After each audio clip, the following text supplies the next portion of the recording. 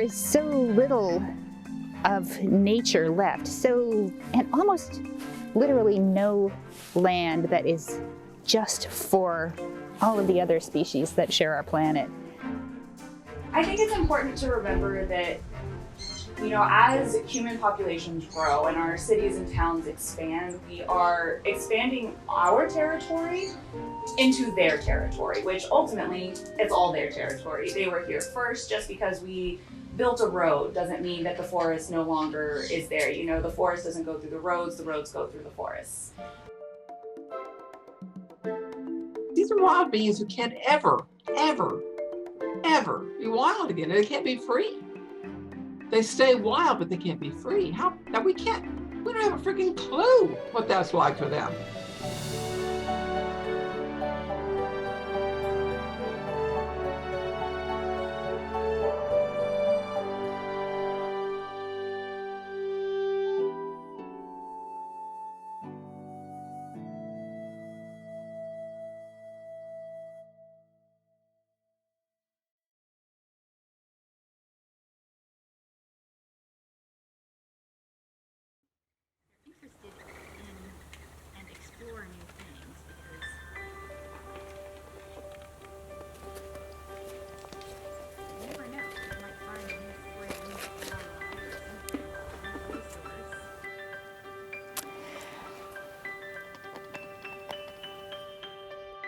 Trying to get people to understand the basic fact that all life here is one.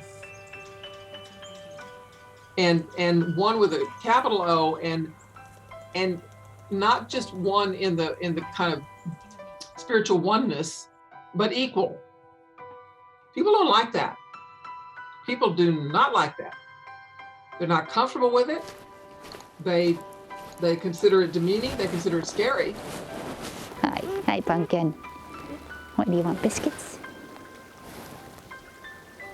And the idea, the thought, the concept, the belief, the philosophy, the ethic, that you see that raccoon over there, you're no better than he is.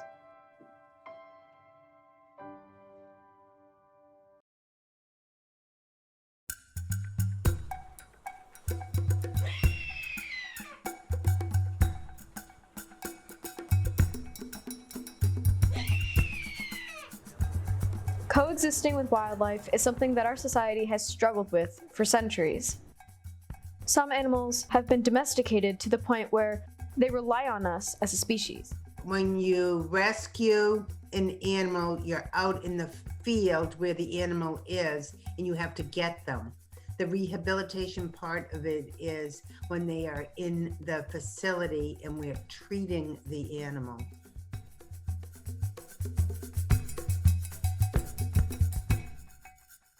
Sometimes we take in animals that are pet trade animals, and then sometimes we take in animals that are more exotic, that either someone wasn't supposed to have, or they're from another zoo or facility that's closing down.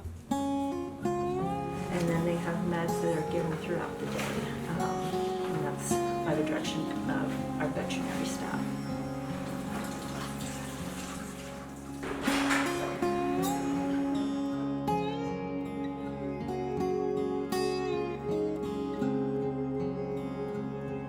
Able to release mom and babies together, which is great.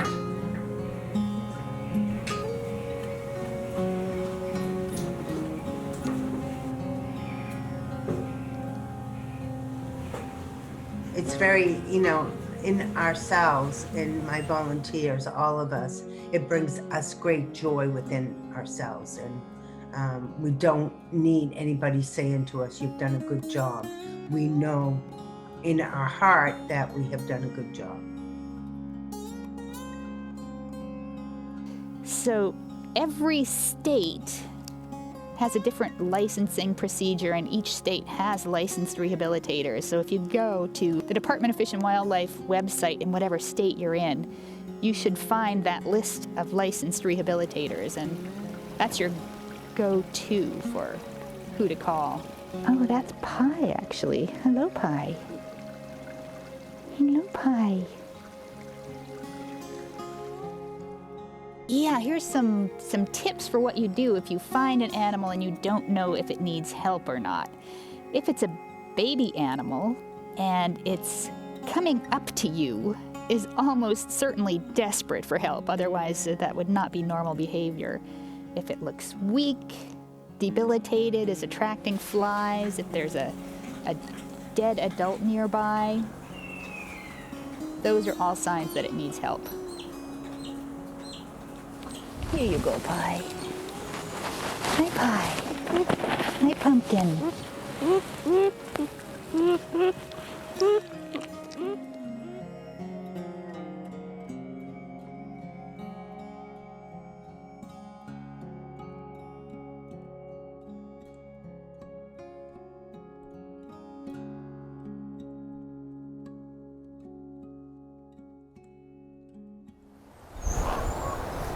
So our basic, in a nutshell, function is that we rescue for the purpose of rehabilitation and release back to the wild native species of birds, mammals, and reptiles. Yeah, we have a 212 acre sanctuary outside of a tiny little town called Kendalia, Texas.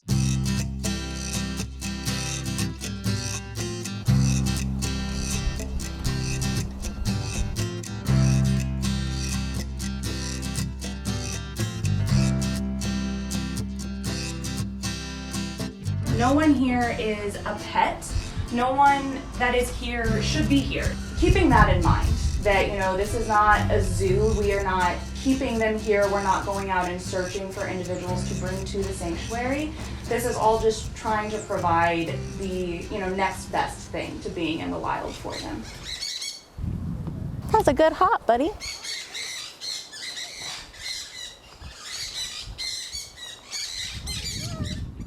Yeah, so Wildlife Rescue and Rehabilitation, it's an organization that I founded in 1977. Very humble beginnings, pretty much started it out of my home and backyard. And it took a great many years to realize that goal, but we, with lots of work and time and donations and people and heartache and joy, it has happened over the years. They do run, but most of those behaviors are due to fear. All the animals who are permanent residents of Wildlife Rescue have come from some pretty hideous situations. A lot of them, we've rescued primates. We have, well over 150 primates we've rescued out of laboratories and out of so-called legitimate zoos and out of private hands. So for those animals who can't go back to the wild, then we provide them with as natural and as spacious a living area as we can give them. And no cement slabs, nothing zoo-like at all. And we let them be who they are as much as we can while being captive.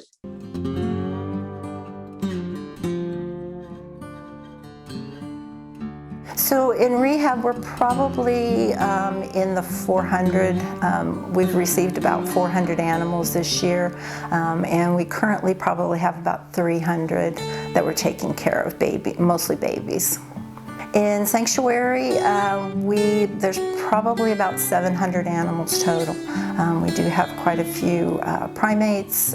We have a lot of the farmed animals and bears, coyotes, foxes, bobcats. So, I realized, well, a couple things. When you're a native Texan, growing up in the 50s as I did, you realize that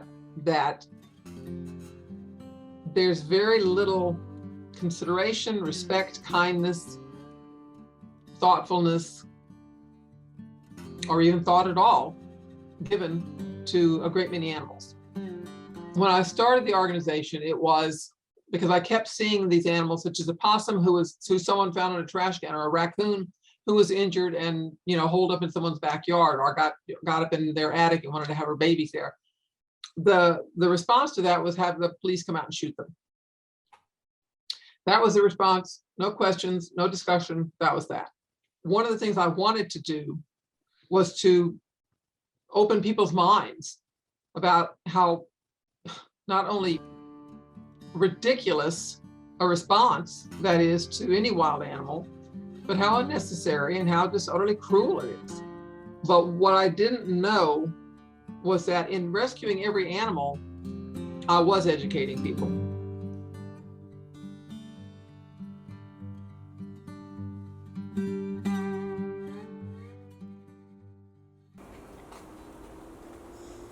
They can sense fear. They're out to kill everybody and they want to eat everything. People think that like you just can like huck anything into the cage, and because this thing's just like a killing machine, it's just gonna karate chop everything, and just like, not the case. There are certain animals that have negative associations attached to them. And what impact do these associations have when these animals need rescue or rehabilitation? I always like to stick with the facts. I just like to teach people why reptiles are advantageous to the ecosystem and what the stereotypes are typically that I hear, and then through a hands-on experience show that a lot of that stuff isn't true. I have 30 plus snakes after all these years, done everything from breed them to bring them to places to educate. Never once have I had any of the stereotypes happen. I've never been attacked by a snake. I've never had one hunt me down personally like people think. In Community Matters, we are back. We're making some new friends here. 802 Reptiles is in the house. So that's what you guys do with 802 Reptiles, right? Yep. You get these animals out in the community for people to meet, maybe overcome some of their fears. Talk about that. Well, we just want to break some stereotypes. This is probably the most stereotyped animal in the world, a snake. And we just want to show that these aren't mean, aggressive animals. These are friendly, shy, characteristics that you wouldn't often give to snakes and other reptiles. And this topic is actually one of my favorite reasons for working with reptiles. I've always had a competitive bone in my body, and I love getting people out of their comfort zone and questioning why they feel a certain way. So reptiles are one of the animals that I can do that with, along with our invertebrates. But dogs and cats, you know, people tend to gravitate towards them, even though they could do a lot more damage than a tiny corn snake that I'm holding. There's a big snake in the plane, Chuck! Oh, that's just my pet snake, Reggie! I hate snakes, Chuck! I hate them! You know, they're always the bad guy in media. Hold it, Cap! Oh, my sinus. You have just made a serious mistake, my friend. It's always they get the short end of the stick and people don't see them as animals. It's just kind of getting them to respect them as beings as well. The real spin that I like to put on it is that really the animal's more afraid of you than you are of it. Creepy, deadly, burn a house down. A lot of people, their first reaction is just to kill it.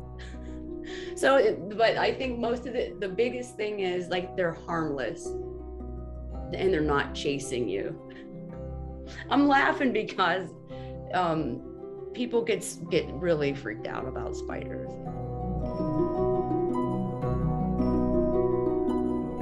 Well, there's nothing worse than ending the animal's life, which is what most people do with things they don't like and don't understand. That's a big part of it as well. So teaching people to understand how important they are. I think it's just like live and let live. Your common household pets are more likely to give you rabies than bats. You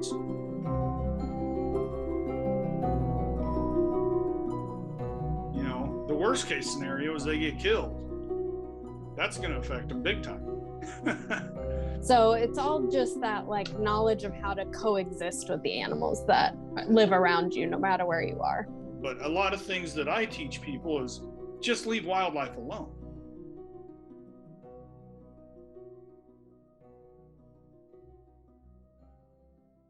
He was born in a little stone culvert, which is a very weird place to be a baby beaver. And his mother was hit by a car, unfortunately, so he has had a very unusual childhood.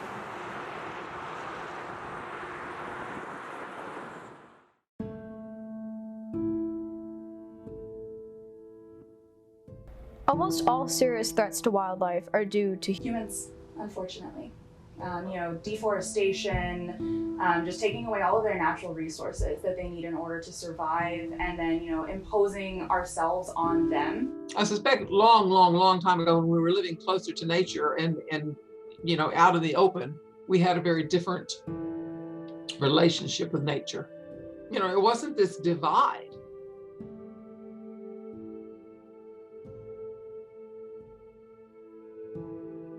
Lack of understanding really, I think, plays a large part in it. People don't realize the amount of wildlife that are in peril and are in distress from, most of the time, human interactions. Most animals have a natural fear of humans. And I used to think for the longest time that was part of the original sin, punishing us. Because as a little boy, I wanted to run out and, say hey to all the animals. And I wanted them to like me, and I hated the fact that they were always scared of me. I wanted to convince them I'm not going to hurt you. According to the World Wildlife Fund, the illegal wildlife trade is the second biggest direct threat to species after habitat destruction. More often than not, when someone gets involved, just a member of the public gets involved with raising a wild animal, they don't provide everything that those babies need, and then they have to spend the rest of their life in captivity because of that. There's another wildlife agency that specializes in killing things and culling, predators and things like that. In the same office, basically, and partners with the same groups that save animals. Guys, there's somebody I'd like you to meet. People think that wild animals will make good pets for one reason or another, and they don't take into consideration what the animal will be like when it gets older and what care it will need. Just because you see a species in a show doesn't mean that that species is appropriate to then have as a pet. They belong in the wild. The ones that come out of laboratories, they've got bald patches a lot of times where these certain procedures were done. Certain things have been removed, implanted, taken out, put back. They've never known a moment in their life. And we get some of them who've been in labs for 20 years and never anywhere else. 2x2 stainless steel cage.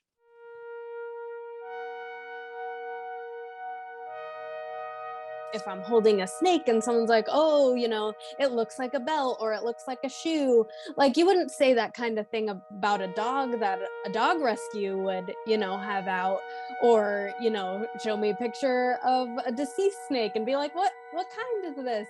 And, at some point I become used to that, which is sad to say, but you wouldn't do the same thing, for a dog rescue. So just kind of changing how people think about that, and hopefully, they can understand that we educate about these animals because we care about them. So there's almost no reason to ever have to kill beavers. You can manage the water level in the ponds, you can prevent them from damming culverts. There are humane ways to encourage them to leave if necessary. They're just such important animals.